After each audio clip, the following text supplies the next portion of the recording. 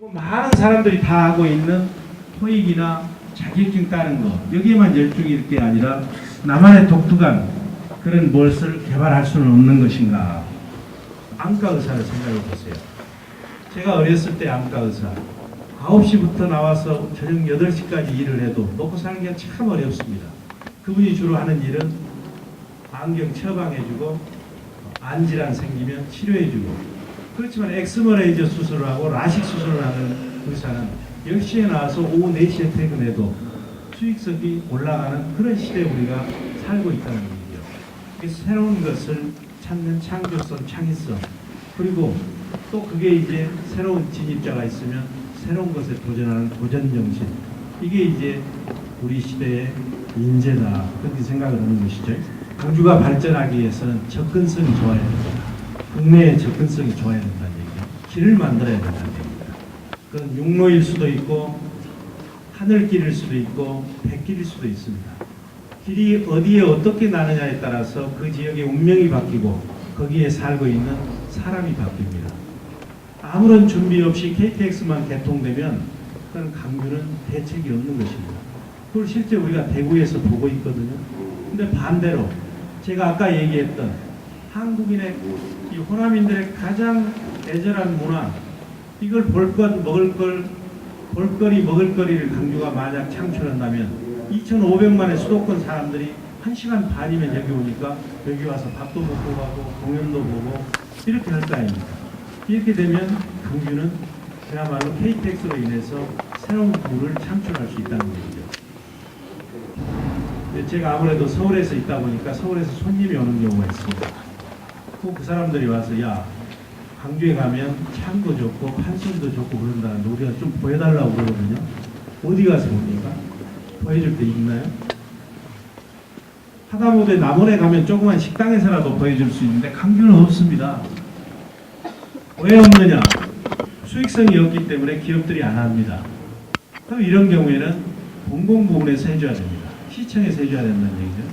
서양에 서양 음악이 있단다면 한국에는 국악이 있는 것이거든요. 이것도 엄청난 경쟁력이 있습니다. 계속하면 저는 얼마 안 가서 그냥 많이 지어야 될 거예요. 그렇게 되면 전남대학, 조선대학, 이제 주변에 있는 대학에서 그 관련 학과가 늘어날 것이고 일자리도 늘어나고, 그렇게 되면 수도권에 있는 사람들이 한평의 나비축제의 이유가 되겠습니까? 엄청나게 많은 사람을 모을 수 있습니다.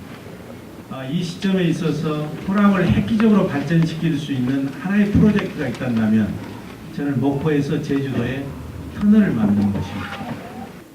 제가 얘기 드리고 싶은 것은 같은 강주 전남을 위해서 이 시점에 가장 필요한 것이 있다면 SOC 시설은 제가 아까 얘기한 것처럼 해저 터널이지만 변화와 혁신이다.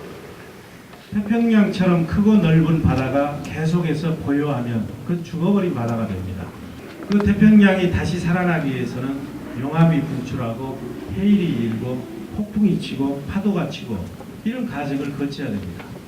우리 인간이 볼 때는 그것은 재난이라고 얘기하지만 그러한 용암이 분출하고 해일이 이는 것은 자연이 살아남기 위한 혁신의 과정인 겁니다. 강주에 그런 이제 해일이 일고 용암이 분출하는 이런 이제 혁신이 필요할 때다. 그래서 강주의 역사를 새롭게 써야 된다는 얘기죠.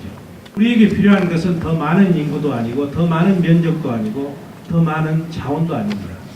혁신입니다. 앞으로는 혁신 격차가 그 도시의 미래를 좌우할 것입니다. 그래서 리더에게 매우 중요한 게 이렇게 찢겨져 있는 마음을 하나로 모을 수 있는 소통의 리더십, 상생의 리더십이 있어야 된다는 얘기죠. 저는 다른 말로 바꾸면 서번트 리더십이라고 해도 좋습니다. 봉사하는 리더십이죠. 근데 리더가 그러니까 시민의 이해관계하고 내 이해관계하고 이해관계가 달라지면 시민의 이익을 선택하는 것이 이게 이제 봉사하는 것이거든요. 지금 우리 이제 동부장 문제 돼 있죠. 저는 이제 모든 경기장이 낡았고 들어가는 인원도 15,000명밖에 되지 않기 때문에 새로운 구장을 만들어야 된다는 데 대해서는 다 동의하시죠? 그렇지 않습니까? 저는 그것은 동구장일 수도 있고 일반 구장일 수도 있다고 생각을 합니다. 그러나 가장 중요한 것은 공론화시켜서 시민들의 의견을 듣는 과정이 전제가 돼야 된다는 얘기죠. 이런 문제에 대해서 공론화시켜서 시민들의 의견을 듣고 전문가들의 의견을 듣고 동부장으로 할 것인지는 야구 전문가들의 의견을 들어서 결정을 해야 된다는 얘기죠. 그렇게 되면 똑같은 결론이 나더라도 시민적 설득력이나 공감대가 높아지고 시민들이 이렇게 갈등과 분열을 시키지 않아도 된다는 얘기죠. 그러니까 목표도 중요하지만 수단과 방법, 과정이 매우 공정하고 투명하고 민주적이어야 됩니다. 리더는 강물이 아니라 바다와 같은 마음을 가져야 된다. 저는 강주와 전남의 분열을 가져오는 어떠한 발상이나 사고나 행동도 바람직하지 않습니다. 이것도 소통과 상생의 리더십과 관련된 것입니다. 강주와 전남은 공동 운명체입니다. 역사적으로 보면 강주가 슬프면 전남이 같이 슬퍼했고 전남이 행복하면 강주가 같이 행복해지는 것입니다. 그래서 제가 제시하는 국제선은 무한공항 국제선으로 키워야 됩니다. 국내선은 2014년 KTX가 개통될 때까지는 강주에 있어야 된다. KTX가 개통되면 어떻게 될 것인가? 그러면 이제 국내선은 필요가 없어져 버립니다. 1시간 20분밖에 안 걸리는데 누가 비행기를 타겠습니까? 대구하고 똑같이 되는 거죠. 대구에 국내선이 없어져 버렸거든요. 그때까지 있으면 국내선은 자동적으로 해결이 됩니다. 국제선은 우리가 강주, 전남이 역량을 모아서 발전시켜야 됩니다. 네 번째는 전문적 리더십입니다. 열정과 의욕만 가지고 리더가 제 역할을 잘할 수가 없습니다. 거기에는 전문성이 필요합니다. 근데 시장 되는 사람이 매우 열심히 하는데 방향이 잘못되면 더 큰 문제만 야기하는 것이죠. 지금 보고 있잖아요. 우리 대통령. 성과라고 하는 게 누구나 창출하는 게 아닙니다.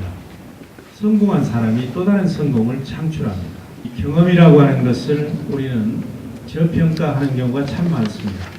근데 경륜은 사회적 자산입니다.